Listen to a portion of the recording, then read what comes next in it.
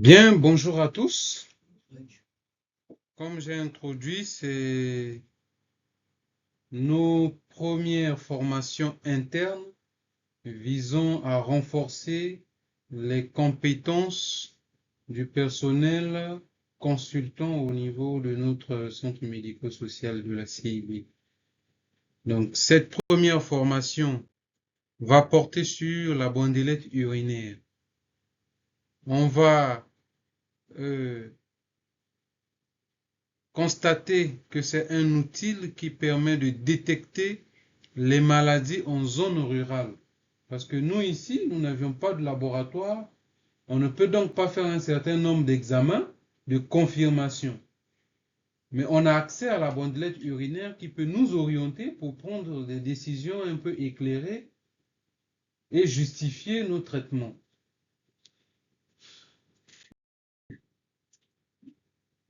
Alors, on peut dire que la bandelette urinaire permet d'évaluer la santé et de détecter très vite les anomalies médicales. Son importance, c'est qu'il peut éclairer le diagnostic dans notre milieu où nous n'avons pas accès à un laboratoire de qualité. Parfois, on n'a pas de laborantin. Parfois, le seul instrument que nous disposons, c'est la bandelette urinaire. Donc, à ce moment-là, au lieu de se limiter à la clinique, on peut s'aider de la bandelette urinaire pour prendre des décisions sur un certain nombre d'organes. Et comme je l'ai mentionné, s'il y a un laboratoire, eh bien, le laboratoire est là pour confirmer les suspicions que nous avions eues au niveau de la bandelette urinaire. Tout cela pourquoi? Pour que le traitement du patient soit assuré, surtout quand il s'agit d'un traitement antibiotique pour certaines infections que nous suspectons, ou même pour d'autres organes qui sont atteints. Lorsque le malade pose des problèmes financiers dans notre milieu, où parfois certains ne peuvent pas être évacués, ce qui n'est peut-être pas le cas de la CIB, mais pour les communautés, une évacuation, c'est sujet à réflexion. Ça peut attendre un mois, une année, parce qu'il y a un problème de finances. Mais nous pouvons prendre des bonnes décisions. On peut donner des meilleures explications aux malades en s'aidant de cet outil simple, accessible qu'est la bandelette urinaire. Alors, comment on fait la bandelette urinaire? Comme tout examen, vous devez d'abord expliquer l'examen au malade. Expliquer l'intérêt de faire l'analyse des urines. Il doit comprendre pourquoi on veut recueillir ces urines. Une fois qu'il a compris, il vous fournit les urines dans un flacon stérile, que nous n'avions pas ici, on en aura peut-être très bientôt. Vous prenez votre bandelette urinaire et vous la trempez entièrement dans le flacon, comme ce que montre le schéma A. Tous les paramètres doivent être plongés dans la bandelette urinaire. On ne dure pas, une seconde suffit, vous retirez la bandelette urinaire de votre bocal. Après, la deuxième étape, vous secouez un peu pour pouvoir chasser les bouteillettes d'urine qui sont sur votre bandelette. La troisième étape, c'est réfléchir à quel moment on lit. La lecture de la bandelette urinaire varie selon le fabricant et selon le paramètre que vous êtes en train d'analyser. Si vous prenez votre boîte de bandelettes urinaires, vous allez voir qu'il y a des secondes qui sont marquées. 30 secondes, 30 secondes, 40 secondes, 45 secondes, 60 secondes, 60 secondes, jusqu'à 120 secondes. Ça vous donne là, au fait, le temps d'attente minimal pour pouvoir donner une analyse éclairée pour tous les paramètres. Donc, il y a certains paramètres où, dès 30 secondes, vous pouvez déjà donner l'analyse. Mais il y a d'autres paramètres, il faut attendre 2 minutes, 120 secondes. Et ça varie selon le type de bandelette urinaire et selon celui qui l'a fabriqué. Donc, vous devez toujours vous aider de votre flacon pour regarder si le temps que vous avez laissé écouler était suffisant pour pouvoir interpréter votre résultat afin d'augmenter sa fiabilité. Et comment on va interpréter? Eh bien, toujours le flacon, c'est ça qui vous oriente. Vous voyez? Le flacon a une flèche qui donne l'orientation de la lecture de la bandelette urinaire. Donc, ici, vous avez le contrôle, l'identification. Donc, quand vous tenez votre bandelette urinaire, vous avez le contrôle qui est là. C'est ça qui vous permet d'identifier l'orientation des paramètres. Et vous ajustez simplement ça à votre flacon. Vous avez tout de suite l'ordre pour tous les paramètres. Ici, nous avons un flacon à 10 paramètres. Il y a des flacons qui n'ont que 2 paramètres. Il y a des flacons qui n'ont que 8 paramètres. Mais nous, dans notre CMS, nous avons un flacon à 10 paramètres et on peut donc avoir une analyse de ces 10 paramètres-là.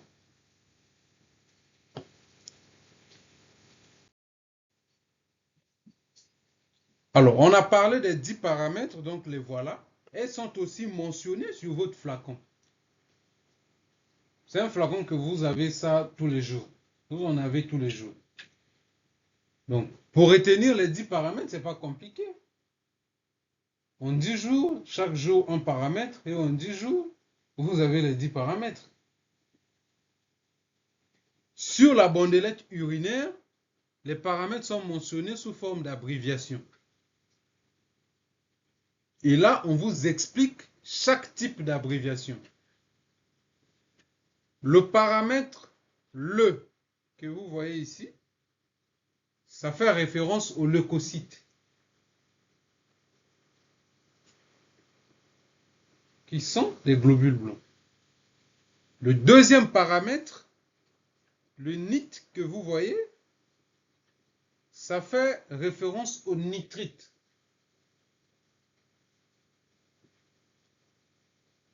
Qui sont dus à la dégradation du nitrate dans les urines par un certain nombre de microbes, on va regarder. Le troisième paramètre, c'est l'urobilinogène. Abrégé ici uro, un marqueur hépatique. Donc on peut avoir des renseignements sur le foie. Le quatrième paramètre, le cinquième, non le quatrième, c'est pro. Pro pour les protéines. Les protéines vont vous donner des renseignements sur la fonction rénale. Le cinquième paramètre, c'est le pH, le potentiel d'hydrogène, qui va donner des renseignements sur l'acidité ou l'alcalinité des urines, qui oriente aussi sur le plan clinique et diagnostique. Le sixième paramètre, c'est blue, qui se confond souvent avec le septième paramètre, qui est SG. On pense que SG, c'est le sang. Ça nous est arrivé à nous tous de confondre BLO et SG. Le sang ici, c'est BLO pour blood en anglais, qui signifie le sang en français.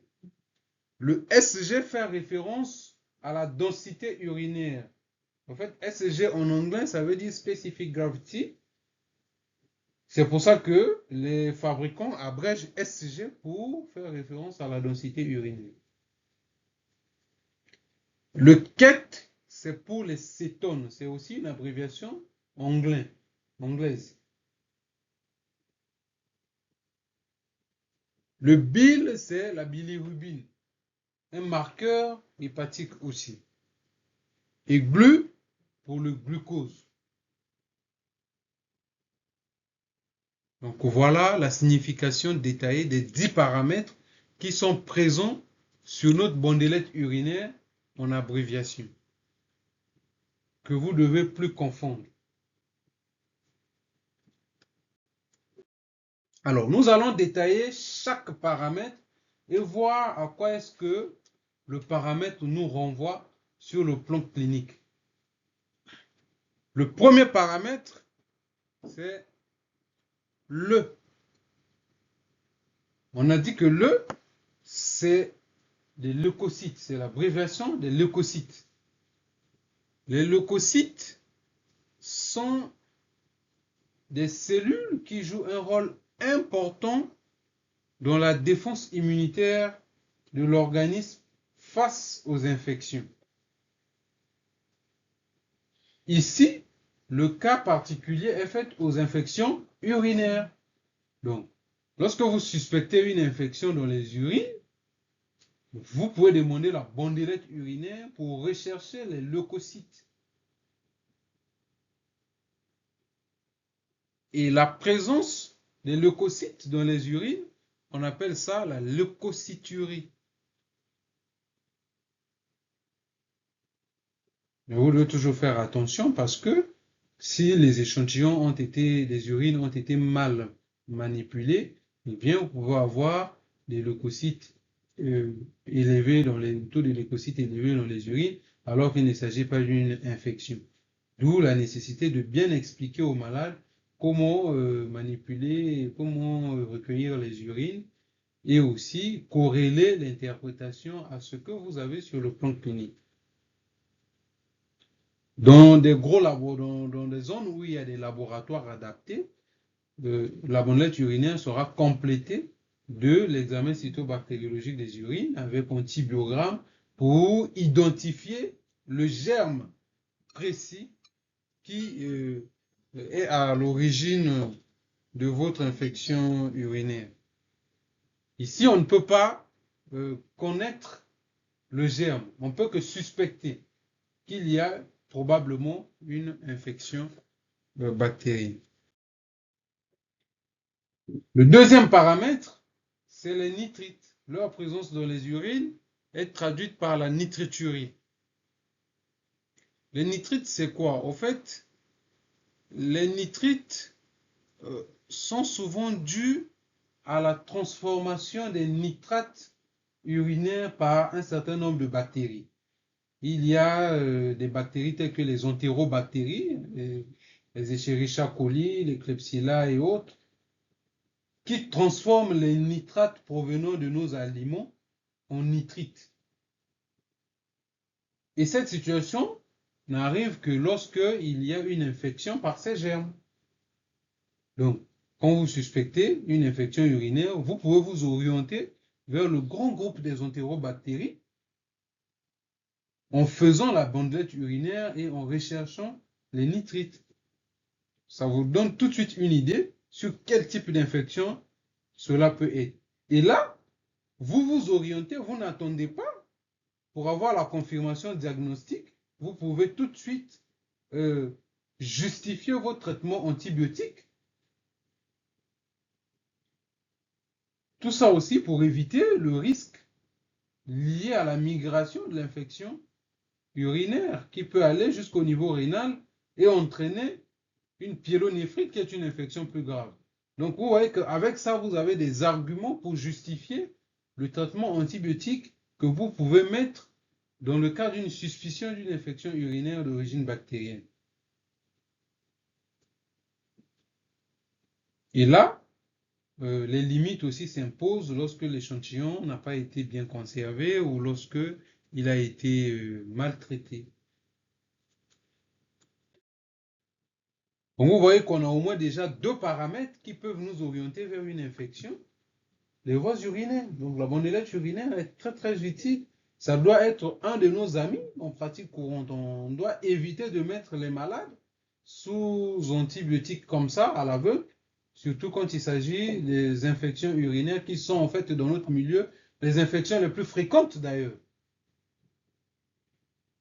Le troisième paramètre, c'est l'urobilinogène. Ici, on va avoir des informations au niveau d'un organe particulier qui est le foie.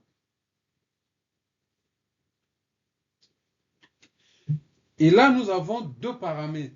En plus de l'urobilinogène, il y aura la bilirubine. Et leur interprétation doit être conjuguée.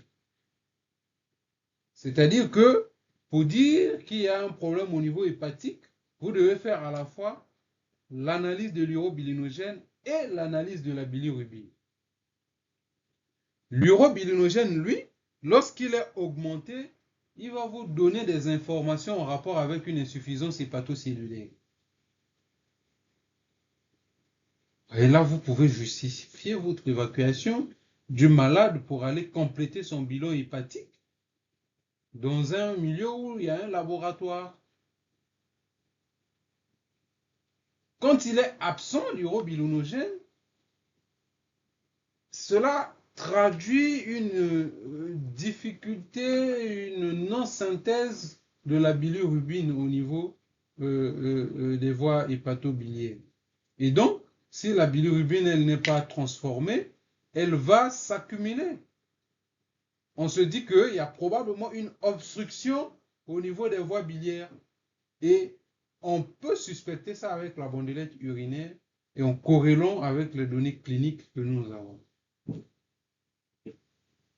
Là, sur le plan diagnostique, ça vous renvoie vers une cholestase. Et donc, on peut orienter un malade pour un bilan hépatique à partir des références ou des données que nous avons eues en interprétant, en faisant la bandelette urinaire lors de notre pratique quotidienne. Son ami accompagnateur, c'est la bilirubine. La bilirubine, c'est quoi? En fait, c'est un produit issu de la dégradation des globules rouges, naturellement. Les globules rouges, leur durée de vie est de 90 jours. Donc, après 90 jours, nos globules rouges meurent par apoptose. C'est une mort naturelle. Et cette mort-là libère l'hémoglobine. Et dans le processus de transformation, il y a la bilirubine qui intervient, qui est synthétisée. Et cette bilirubine-là, quand elle est transformée, elle donne plus tard l'urobilinogène. Voilà pourquoi l'interprétation de l'urobilinogène et de la bilirubine est conjuguée pour pouvoir donner une analyse. Alors, normalement, la bilirubine ne traverse pas la barrière glomérulaire. Normalement, elle ne traverse pas. Donc, quand on commence à détecter la bilirubine dans les urines, c'est qu'il y a probablement un problème au niveau hépatique. C'est ce que nous dit la bilirubine. Présence dans les urines, problème au niveau hépatique. Alors, pour connaître ce problème, on regarde maintenant l'urobilinogène. S'il n'y a pas de bilirubine, il n'y a pas de problème au niveau hépatique. S'il y a bilirubine, il y a problème. Et s'il y a problème, on regarde l'urobilinogène pour savoir est-ce que le problème est dû à une insuffisance hépatocellulaire, s'il y a augmentation, ou si c'est dû à une obstruction au niveau des voies biliaires, s'il y a absence d'urobilinogène.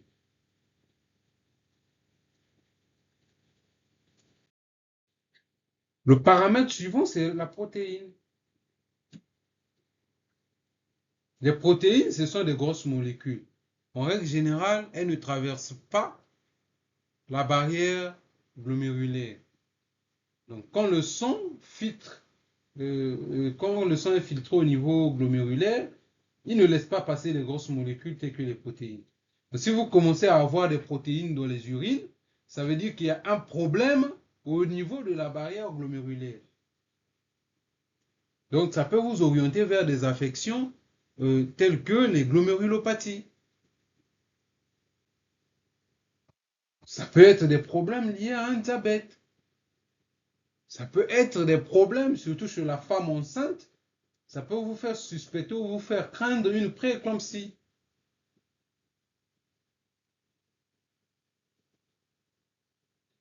Et d'autres maladies.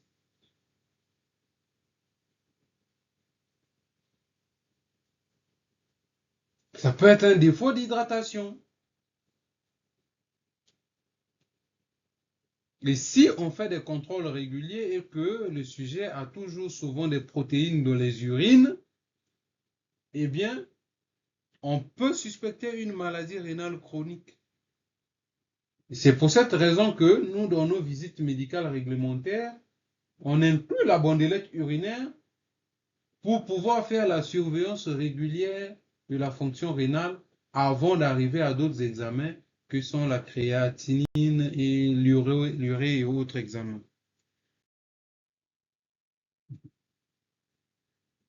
Le blood, le sang.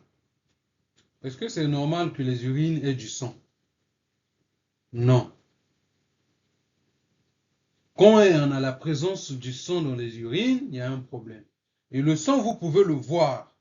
Là, c'est une hématurie macroscopique. Hématurie, c'est la présence du sang dans les urines.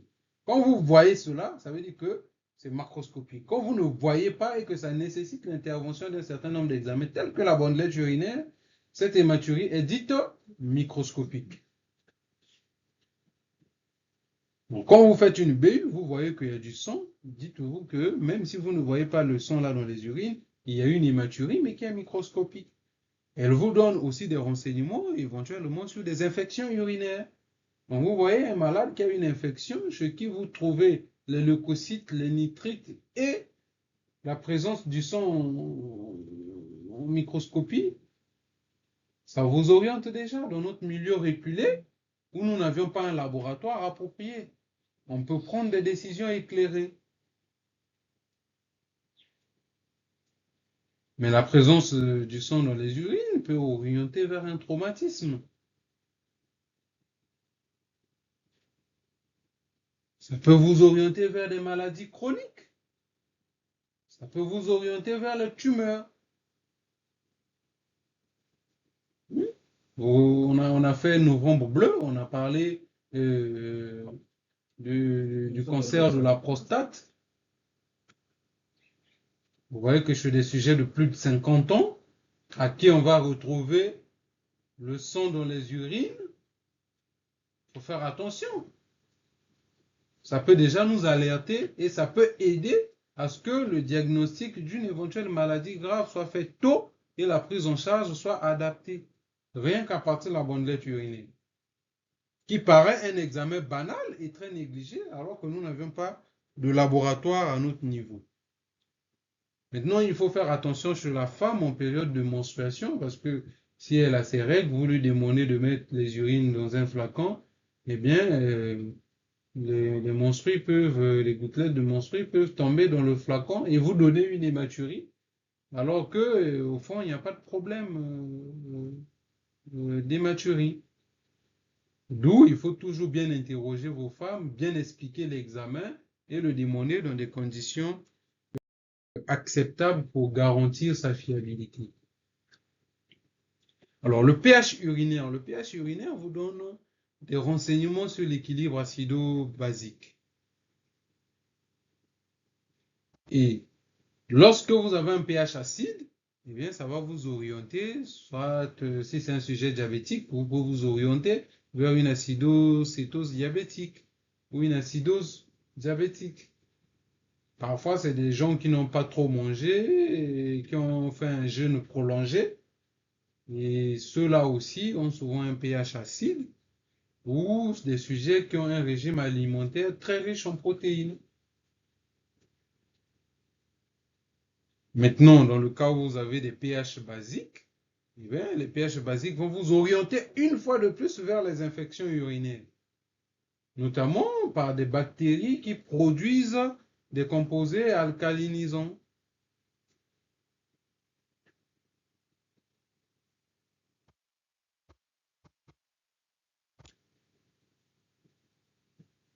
Et aussi, sur des sujets qui ont des problèmes de calcul urinaire, le pH est important sur la nature du calcul.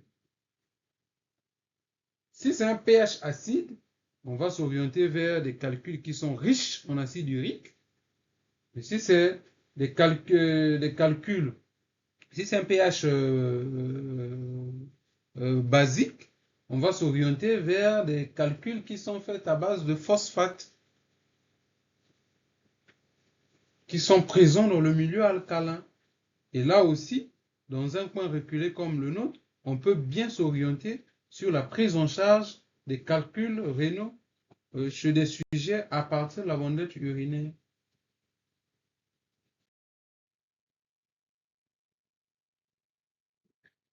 La densité urinaire, le Specific Gravity, SG. Retenons que SG, ce n'est pas le sang comme on pense d'habitude, mais c'est un paramètre qui donne une information sur la densité urinaire, donc la concentration des urines.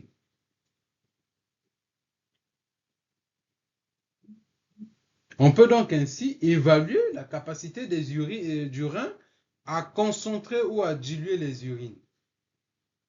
Et donc connaître l'état d'hydratation d'un sujet, l'équilibre hydrique d'un sujet.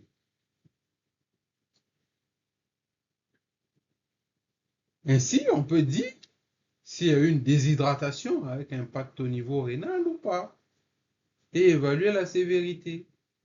Surtout pour des cas de diarrhée où vous avez une perte liquidienne importante, eh bien la densité urinaire peut vous orienter. Chez nos enfants que l'on reçoit ces derniers temps pour des problèmes de gastro-entérite aiguë non fébrile, compliqués de déshydratation, on peut évaluer l'équilibre hydrique en faisant la bandelette urinaire.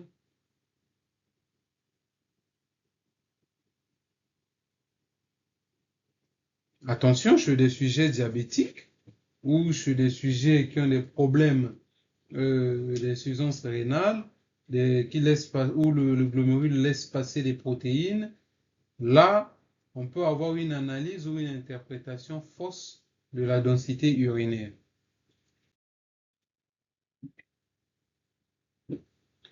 Alors, l'autre paramètre, c'est un paramètre métabolique, c'est les cétones. Les cétones sont des produits de dégradation des graisses. Ces produits-là sont libérés lorsque il n'y a pas de glucose disponible. Donc, quand les cellules adipeuses manquent de glucose, eh bien, l'organisme se met à dégrader les graisses et les cétones proviennent de cette dégradation-là au niveau des graisses. C'est des corps toxiques qui vont donc avoir un impact considérable sur l'organisme. Impact négatif. Et ça, c'est une situation qu'on observe très souvent chez les sujets diabétiques.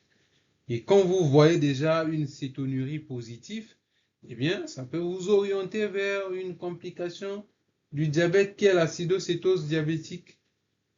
Et c'est une situation qui peut aussi s'observer chez les sujets qui ont fait un jeûne prolongé ou des sujets qui ont des régimes restrictifs et dans d'autres cas, des gens qui ont des problèmes d'hyperthyroïdie. dont l'organisme, en fonction de la situation, va se mettre à dégrader les graisses et donc à libérer un excès de cétones. Mais vous voyez que chez un sujet diabétique, par exemple, si vous avez une hyperglycémie avec une cétonurie positive, on pense tout de suite à une urgence médicale. Parce qu'on sait que c'est une situation qui peut très rapidement entraîner à une catastrophe. Mais dès qu'on a une cétonurie positive, tout de suite, on met un protocole adapté et bien fait. La bandelette urinaire encore, non seulement pour le diagnostic, va nous permettre après de faire la surveillance de ces malades.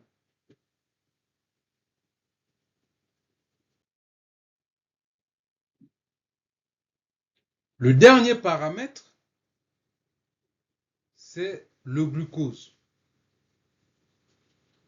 J'ai écrit glycosurie, mais je vais écrire glucose. Glycosurie, c'est la présence de glucose dans les urines. Normalement, le rein, le glomérule, ne laisse pas passer le glucose quand il filtre le sang. Donc, lorsque vous avez du sucre dans les urines, ça veut dire que il y a une incapacité du rein à réabsorber la totalité du sucre pénétré dans l'organisme ou que synthétise l'organisme.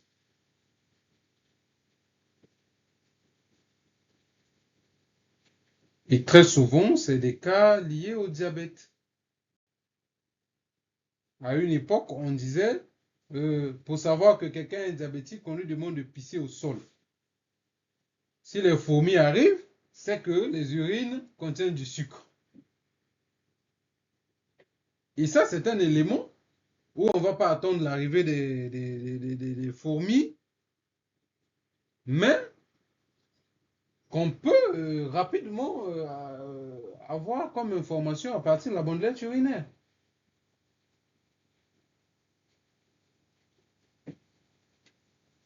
Donc voilà un peu les informations paramètre par paramètre passées en revue, les 10 paramètres en fonction de la boîte que nous avions dans notre service, pour que vous sachiez comment on fait pour corréler l'interprétation de la bandelette urinaire avec la situation du malade que nous recevons en consultation.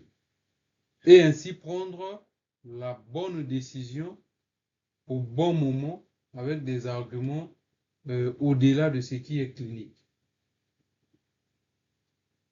Donc cette image ici vous résume la totalité de la présentation.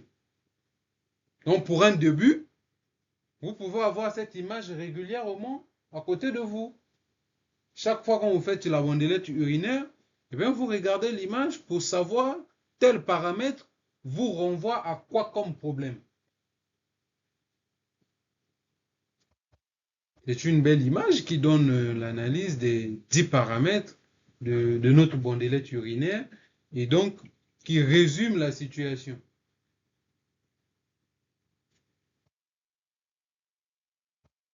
Voilà ainsi présenté notre premier thème de formation.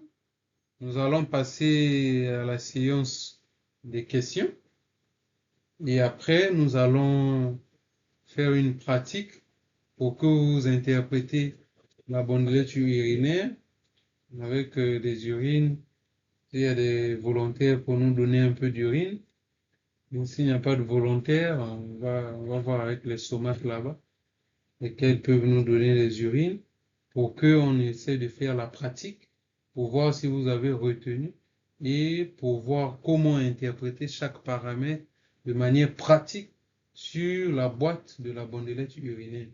Pour qu'au sortir d'ici, on se rassure que tous les infirmiers du centre médico-social CIBA et Nilé ont la compétence d'interprétation de la totalité des paramètres des bandelettes urinaires. Sur ce, je dis merci pour votre présence.